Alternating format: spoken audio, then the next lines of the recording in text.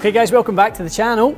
So we are following on swiftly from our immediate test, our initial test of the brand new Cobra RADSPEED. Yeah.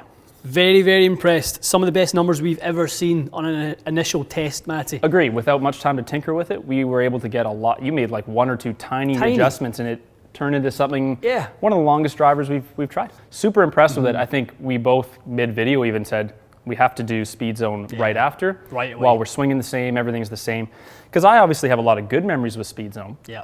And I have an idea in my mind of how it performs compared to that one. But as we always say, you must do it same day, same time, head to head, to know for sure. That's the only way to know if there's a difference with the driver or if it's just a different day. Exactly. Which nobody, I don't care who you are, nobody swings the same 2 days in a row. I could not possibly have the same delivery numbers. They're always going to be subtly different. I think it comes down to the misses, would be my initial feel from that test we just done. Agree. The misses were unbelievable on spin retention. They were very solid. So good at keeping that spin rate in a manageable window. Yep. The launch would fluctuate a little bit based on the bulge and roll. It's exactly what we'd expect. And if we retain the spin, if we see the same things, ball speed is high, spin stays very, very consistent, that's exactly what we want to see from a modern day driver. It is, and it allows you still to play different shots on the course. I think people get caught up with, I want a workable driver and this and that. If the spin's always the same, is it really player's type? I think it is, because if I want to move the flight up and down through launch,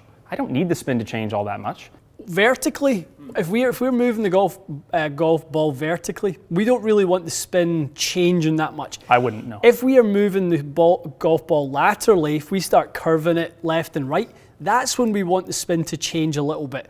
Because changing, obviously, the spin axis is our ability to influence curvature. Of course, to help someone if they need to be straightened out a bit with their flight. Makes total sense. Yeah. Okay, so we've just, for clarity, we've just hit a full session with the Rad.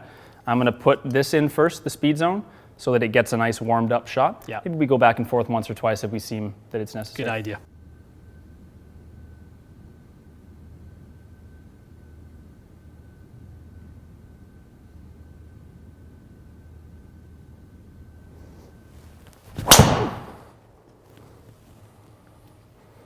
Okay. That's a good one. Good opener, Matty boy. Good looking flight. Really good flight.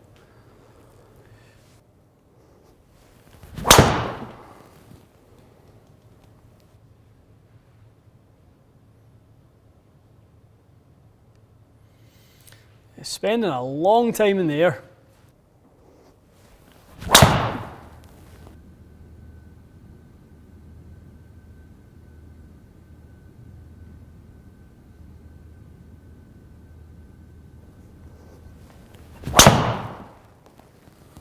It's a really good hit. That's nice.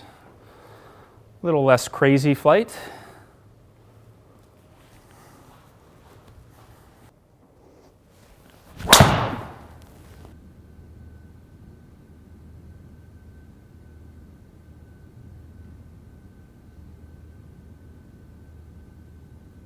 Okay, yeah, a lot to live up to. That was a good performance from Speedzone there. Definitely. A little bit of fluctuation as we maybe expected on speed.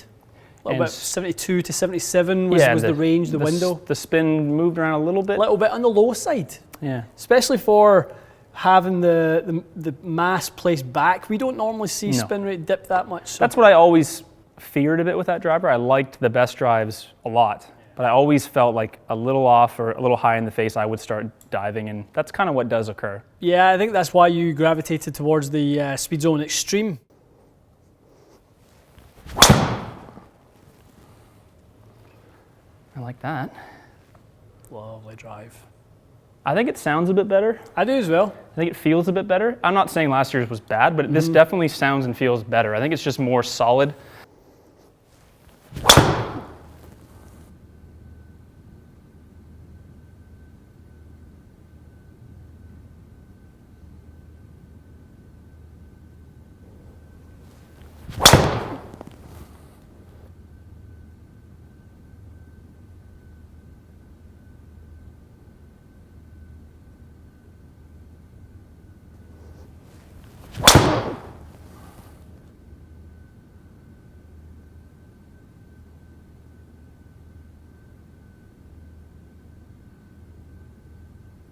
That's what I enjoy so far about this driver that I don't remember feeling with the Speedzone is I know I always call it that autopilot feel, but I know I can hit good drives that end up good with the Speedzone. I don't think I can hit 5 or 6 drives that look the same. I think they're going to get there all very differently. This one feels more to me like my ping used to feel, where most shots that are struck well will fly in a similar window. I think most people are looking for that, a little bit of predictability. And I think just to give you that little safety blanket, potentially you could go up to 10 degrees. I think I could for sure. Yeah, I think you set this up right now for the optimal ball flight. It isn't too low spin, but it's distance oriented, maybe just a little bit. Yeah. The 10 degree would be probably a fairway finder. Yeah, it would be a fairway finder.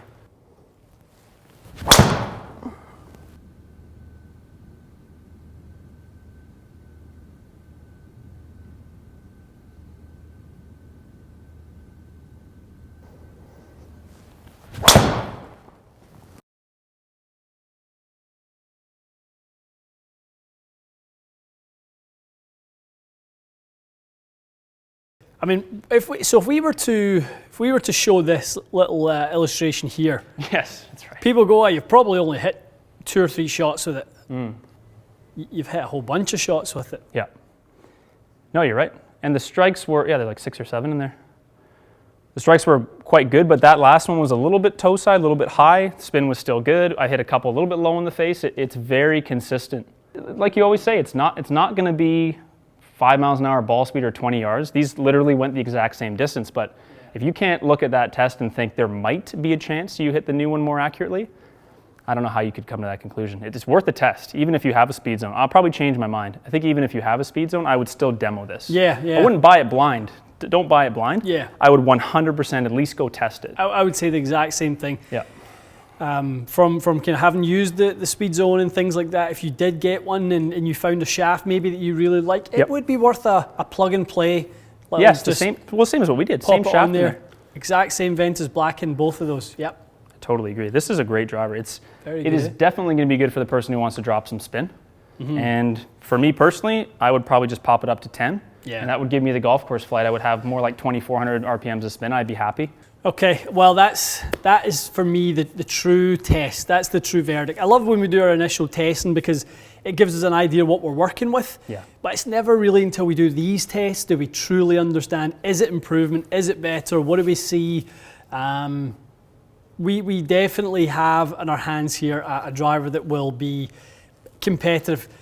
If it had a label of the top 4 on there, there would be cries from the rooftops of how good this is. Yeah, if this was Callaway's new driver or TaylorMade's new driver, people would go, they did a great job, and they'd have no doubt. So I hope people will give Cobra the same chance. Exactly. It would really appear that they've done as good a job as anyone so far. I mean, we've seen TSI is a fantastic driver. Yeah. This is actually keeping up with it. I think people will love it. It's techy. It kind of has the look of, you showed me it from the back, you're like, it looks like a fast car. I love the look of this. Well, you're playing with your buddies and you see the back of the driver. It's a cool look to it.